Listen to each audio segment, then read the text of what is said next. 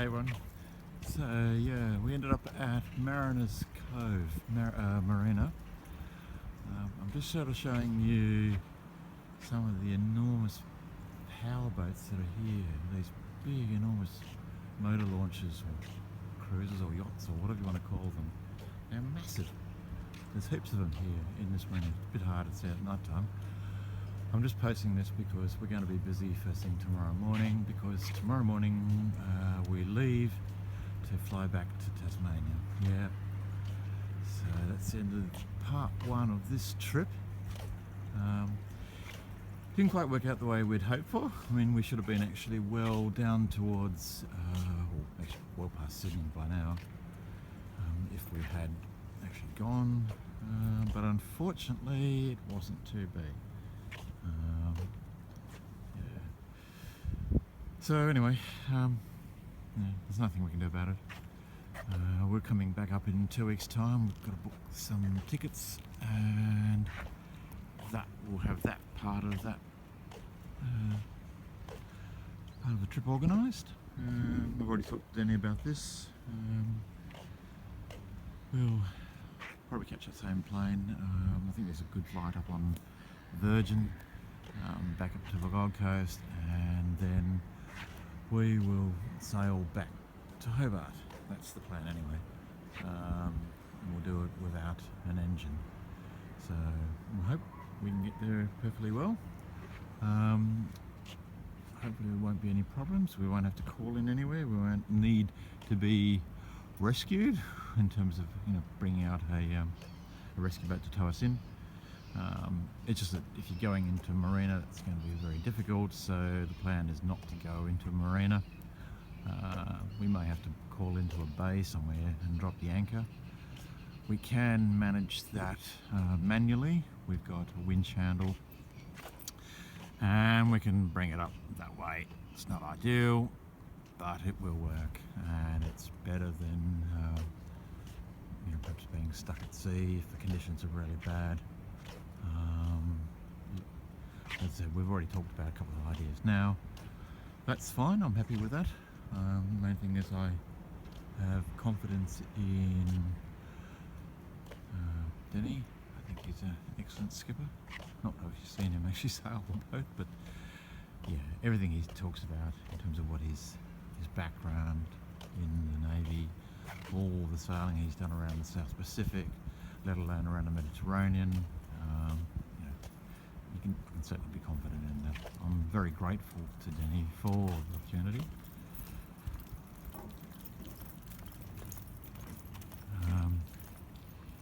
It certainly cost him a lot of money coming up here. Forgetting the actual boat repairs that have got to be done to the engine, but the amount of food that he bought, having to move the boat twice, each time costing him another couple $100. Marina costs on an ongoing basis each night. It all adds up.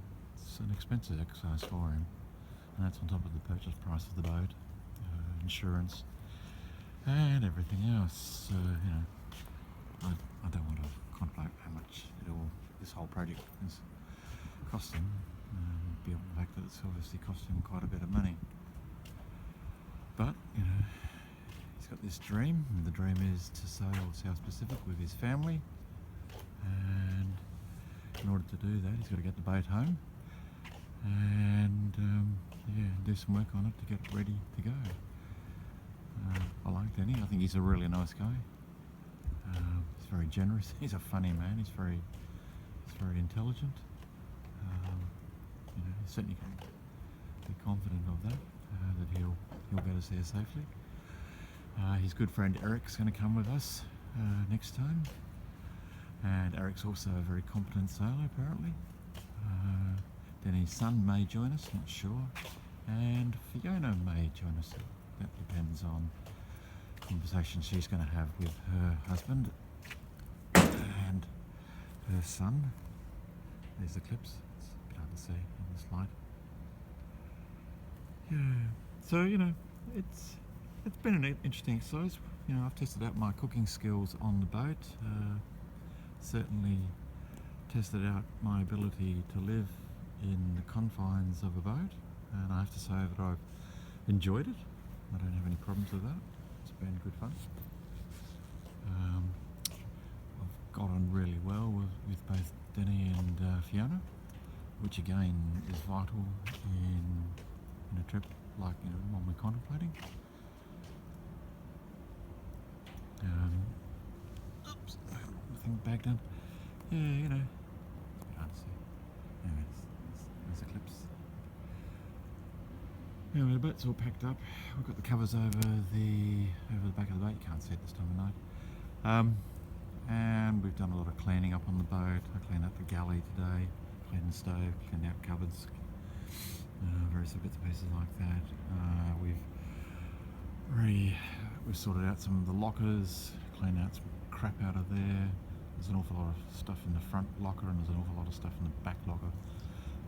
Sheets and just general stuff associated with the boat. But I think Denny will leave that till he gets home and he can do it properly and work out exactly what he needs, what's crap doesn't need, and so on. And that's a good plan of attack. In the meantime, he'll go home, he'll get things sorted out in terms of getting the engine back down south, and get it looked at, make sure that it's all ready to go in the boat, organise with the marina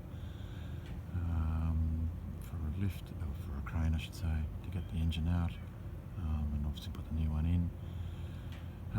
He'll talk obviously to the guys and see whether he wants to put the boat on the hard, because that's always an option. It's got to have an anti-val anyway done at some stage in the near future. There's a few other jobs that need to be done, so it could be a good opportunity to put the boat on the hard and do the engine swap at the same time. But again, he'll get some further advice on how best to manage that one. Although I suspect he probably knows himself. It's just weighing up the various options as to what's going to be the most economical for him. Yeah.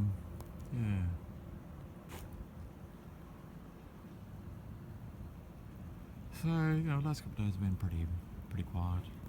We've done a lot of reading. Reading an interesting book at the moment. It's written by a man called Joshua Slocum, who was actually the first man apparently to sail a yacht solo around the world. He did that back in 1895 in a 36-foot cutter boat that he built in America. It's a fascinating story. I've only just started it, but I believe it's considered to be one of the original and best books on the cruising lifestyle. So I'm looking forward to finishing that one, but I suspect I'll probably have to finish reading that next time I come back, because I don't think I'm going to finish it tonight. It's very unlikely. Getting a bit tired. I've had a few late nights watching clips on YouTube and just dealing with some other bits and pieces, some emails and so on.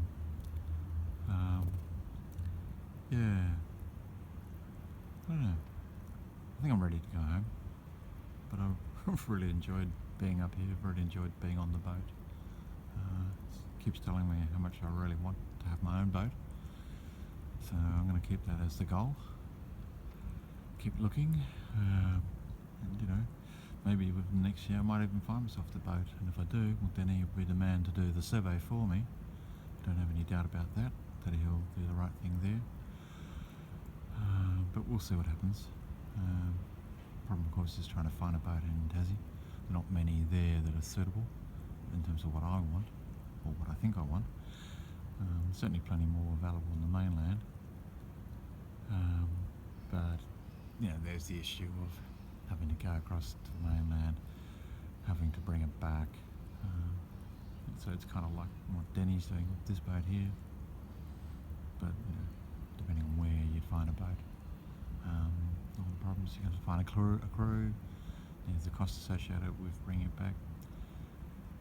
Any problems that crop up, e.g. like what happened to the engine on this boat, that could get all very problematic, and you may have the resources and know the people and so on what to do. I think for me it'd be a hell of a lot more difficult, which is why I think I'm probably keener to try and find a boat locally in Tassie. But as I say, There's just so few boats available in terms of what I want, which is somewhere really between a 36 to I don't know, 38, 39 foot boat. Did I say 36? 34, anyway. It really depends on what budget I've got, and at the moment the budget is getting smaller, which is a bit of a problem.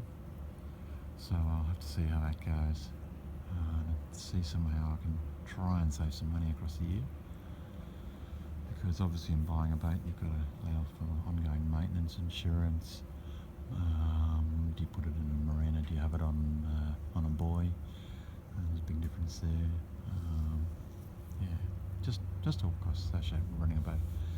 So I've got a lot of thinking to do and a lot of number crunching to do to see what is or isn't possible. But in the meantime, I'll keep sailing on other people's boats as I plan to do and as I have been doing. I'll continue racing and whatever else. Anyway, that's it for this trip. We'll see you all next time, probably in about 2 weeks' time. Okay, cheerio everybody, bye.